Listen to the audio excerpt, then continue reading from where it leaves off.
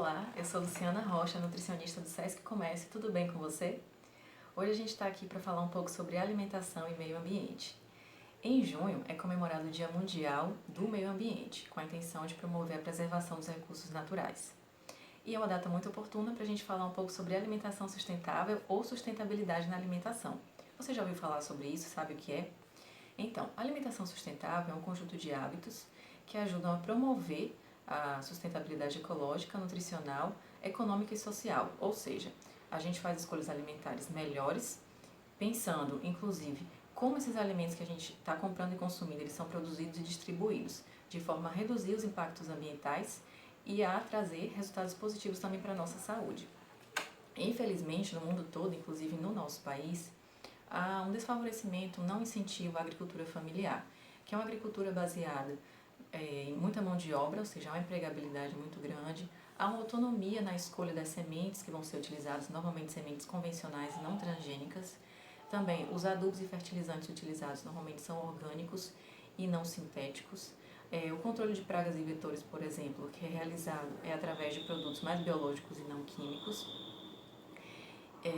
Ou seja, traz impactos ambientais bem menores, além de favorecer a comunidade local que precisa desses recursos para sobreviver.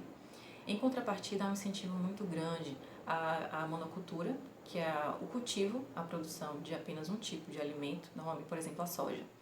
E também a criação intensiva de animais, como, por exemplo, a pecuária bovina. E para esse tipo de criação e cultivo, infelizmente, são desmatadas várias áreas de floresta. E a gente tem observado isso no nosso país. E essas queimadas para desmatar as florestas, elas, infelizmente, produzem grandes impactos ambientais. Dentre eles, por exemplo, a retirada da cobertura vegetal, que vai empobrecer o solo, vai tirar os nutrientes do solo. Há uma grande utilização de agrotóxicos, infelizmente muitos agrotóxicos estão sendo aprovados no nosso país. E esses agrotóxicos, inclusive, contaminam os lençóis freáticos e o solo, prejudicando a toda a comunidade.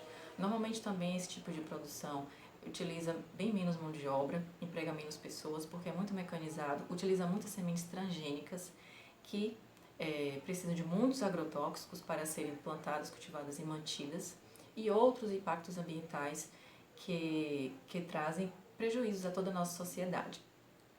E de que forma as nossas escolhas alimentares podem promover uma alimentação sustentável? Então a gente vai falar aqui algumas dicas. Uma delas é reduzir o desperdício de alimentos através do controle dos alimentos que a gente compra, por exemplo, controlando a validade deles para que eles não sejam jogados fora, ou também consumindo integralmente os alimentos que a gente compra, por exemplo, consumindo com talos e cascas. Além disso, também consumir os alimentos da época, ou seja, da safra, porque normalmente esses alimentos eles precisam de menos agrotóxicos para serem cultivados e mantidos. Alimentos que não são da época, não são da safra, eles precisam de mais agrotóxicos para que eles sejam cultivados e mantidos e sobrevivam para chegar até a nossa mesa. Outra dica também é preferir alimentos in natura, que normalmente utilizam bem menos embalagens, principalmente embalagens de isopor e plásticas. Observar no rótulo dos alimentos se eles possuem alimentos transgênicos, porque como eu expliquei, as sementes transgênicas elas são mais prejudiciais ao meio ambiente. Consumir menos alimentos que venham de longas distâncias, por exemplo, alimentos importados, porque eles vão necessitar de muito mais embalagens e também vão precisar de muito mais combustível para chegar de onde ele foi produzido até a nossa mesa. Além do que, se a gente consumir mais alimentos locais, a gente vai favorecer a agricultura familiar e aqueles pequenos produtores que precisam para se manterem.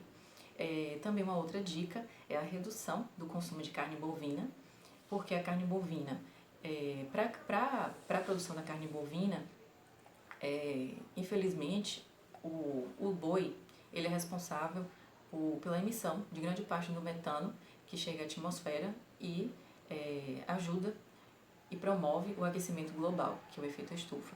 Então a pecuária bovina, infelizmente, é muito prejudicial, além do que a própria carne bovina ela está associada ao desenvolvimento de alguns tipos de câncer e outras doenças. Então, se a gente consumir mais legumes, verduras, além de impactar menos o meio ambiente, porque esses alimentos demandam de menos impactos mesmo, impactos ecológicos, a gente vai favorecer também a nossa saúde.